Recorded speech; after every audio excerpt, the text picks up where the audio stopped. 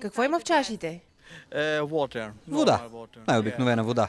Но във всяка чаша слагам различно количество течност.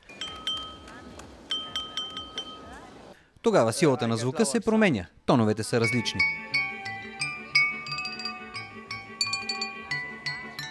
Йозеф завършва музикалната академия в Будапеща като перкусионист.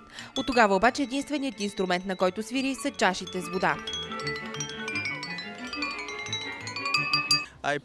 Това е единственият инструмент, който ме вълнува вече 20 години.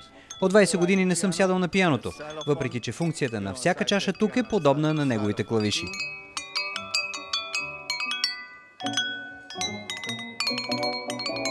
Туристите в Будапеща са запленени от музиката на Йозеф. Тя е с изключително богата гама, сякаш е изсвирана от цял оркестър, а не само от един музикант.